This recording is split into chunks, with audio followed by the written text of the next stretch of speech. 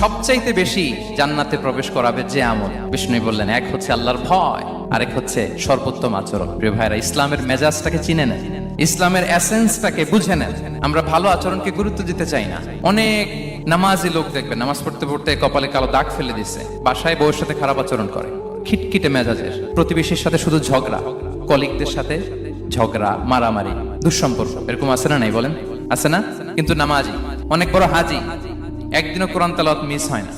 তো এত আবাদত করেও সে ইসলামের আসল এসেন্সটাকে ধরতে পারেনি। বিষ্ণু বললেন, সবচেয়ে বেশি জান্নাতে প্রবেশ করাবে যে দুটি আমল, একটি হচ্ছে তাকওয়াল্লাহ, আল্লাহর ভয়, আরেকটি হচ্ছে উত্তম আচরণ, সর্বোত্তম আচরণ। তো আমরা যেন উত্তম আচরণের অধিকারী হই। আমার স্ত্রীর সাথে যেন ভালো আচরণ করি, প্রতিবেশীর সাথে যেন ভালো আচরণ করি, ছেলে মেয়েদের সাথে যেন আমাদের অ্যাটিটিউডটা ভালো থাকে, আচরণটা ভালো থাকে, কলিগের সাথে যেন ভালো থাকে। বিশ্বনবীর আচরণ যেমন ছিল তেমন আচরণ যেন আমরা গড়ে তুলতে পারি। আওয়াজ করে পড়ুন আমিন।